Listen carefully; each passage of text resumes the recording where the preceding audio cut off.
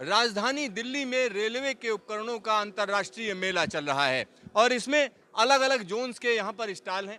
और यहाँ हम जिस जोन को आपको दिखा रहे हैं वेस्ट सेंट्रल रेलवे का ये स्टॉल है और इसकी अलग तरीके की खासियत है। क्या खासियत है ये जानने के लिए हम सीपीआरओ से बात करेंगे। और इस स्टॉल की सबसे बड़ी खूबी जो मुझे बताई गई वो यही है कि इसमें किसी भी तरीके का कागज़ का इस्तेमाल नहीं किया गया है, पैम्फलेट्स नहीं हैं। और हमारे साथ राहुल जयपुरियार जी हैं जो सीपीआरओ हैं। आइए उन्हीं से बात करते हैं। राहुल जी, आपका न्यूज स्टेशन में स्वागत है। धन्यवाद धन्यवाद सिद्धार्थ जी। सर, किस तरीके से खास है ये इंफॉर्मेशन का फाउंटेन? बिल्कुल, ये एक इन्फॉर्मेशन फाउंटेन है जो कि हमने पहली बार इस प्रकार के एक प्रदर्शनी में लगाया है। इसका प्रयास ये है हमारे पश्चिम मध्य रेल का कि हमने पूरे स्टॉल को पेपरलेस रखा है। और पेपरलेस रखने के लिए क्या जितने भी मॉडल्स हैं और जो जानकारी पश्चिम मध्य रेल के बारे में है वो सब इस इन्फॉर्मेशन फाउंटेन में अवेलेबल है। और ख़ास बात यह है कि इन्फॉर्मेशन फाउंटेन में टच स्क्रीन का प्रयोग किया गया है, बहुत बड़े डिस्प्लेज हैं। उसको आप सेलेक्ट कर सकते हैं मॉडल को, और मॉडल वीडियोस को, पैम्फलेट्स को, जो भी इंफॉर्मेशन है, और एक ट्रेन के काट में ये इस प्रकार से सिलेक्ट होके आपके पास आ जाएगा, ताकि उसके बाद आप आराम से इसमें क्यूआर कोड सिलेक्ट कर सकते हैं। क्यूआर क्यूआर कोड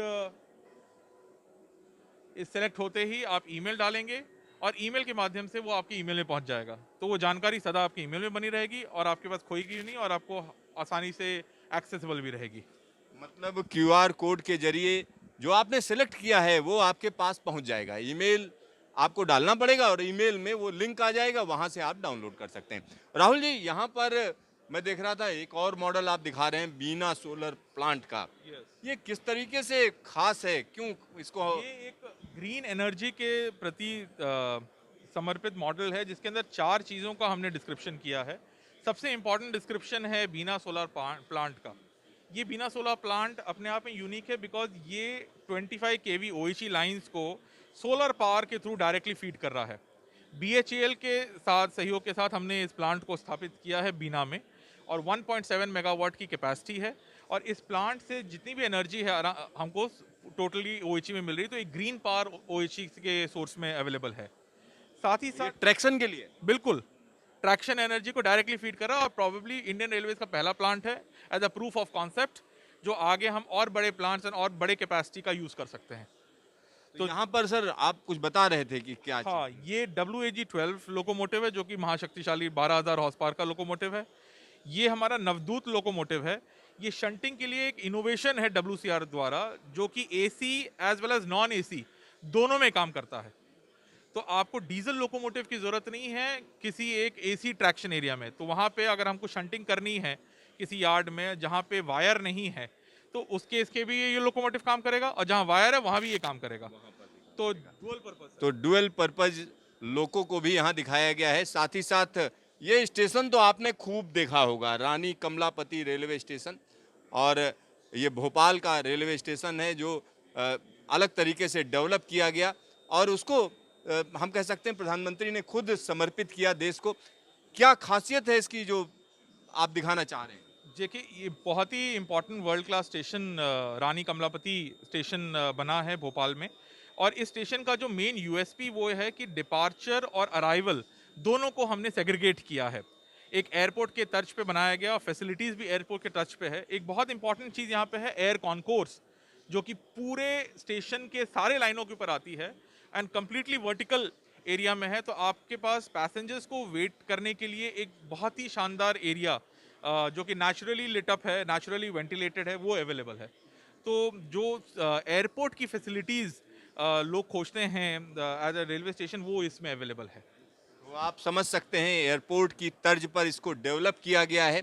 और यहाँ पर कुछ और चीज़ें हैं जिनको दिखाया गया है। सेंटर बफर कपलर इसका एक मॉडल है जिसमें ये इसको समझाया गया है कि किस तरीके से काम करता है। क्या कहेंगे सर? ये सेंट्रल बफर कपलर बहुत ही प्रचलित कपलर है, जो कि वैगन्स और आज के डेट का जो नए वैगन कोचेज हैं हमारे LHB कोचेज, उसमें भी सेंट्रल बफर कपलर यूज़ किया जा रहा है।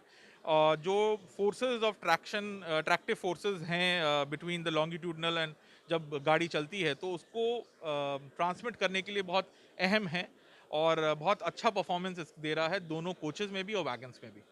यहाँ पर उसको भी दिखाया गया है। साथ ही साथ ये अलग तरीके का कोच NMGH कोच है, new modified goods high speed coach. ये ऑटोमोबाइल कैरियर के तौर पर इसको डेवलप किया गया है। ये क्यों खास है? ये new modified goods high speed coach automobile carrier है। ये 110 kmph की कैपेसिटी से चलता है। स्पीड इसकी 110 kmph है। इससे पहले 75 kmph का goods high speed goods coach था, उसको हमने मॉडिफाई करके 110 kmph किया है। साथ ही साथ इसकी जो कैपेसिटी है वजन ढोने की, वो भी 9 टन से बढ़ाकर 12 टन कर दी, तो 30% इंक्रीज इन कैपेसिटी है। और पश्चिम मध्य रेल का जो CRWS वर्कशॉप है भोपाल में, उसने सबसे पहला गुड्स हाई स्पीड कैरियर भारतीय रेल के लिए बनाया है। आपका ढेर सारा धन्यवाद न्यूज स्टेशन से बातचीत के लिए। धन्यवाद सिद्धार्थ जी, थैंक यू वेरी मच।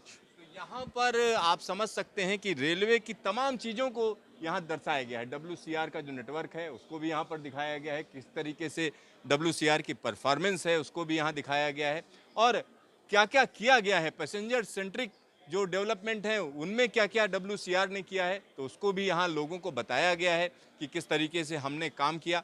तो खास तौर पर अगर हम हाल फिलहाल की बात करें तो रेलवे का पूरा फोकस है कि जो वो काम कर रहे हैं वो लोगों को दिखाएं, साथ ही साथ लोगों के बीच में जाएं कि उनको उनकी ज़रूरतें क्या हैं, उनको किस चीज़ से परेशानी हो रही है, क्या क्या चीज़ें और सुधारी जा सकती हैं। तो लोगों से भी हम कह सकते हैं इनपुट लिया जा रहा है, और इसी वजह से जो रेलवे का जो डेवलपमेंट है वो कहीं ना कहीं लोगों को ध्यान में रखकर किया जा रहा है। कैमरामैन DK शर्मा के साथ सिद्धार्थ, न्यूज स्टेशन, दिल्ली।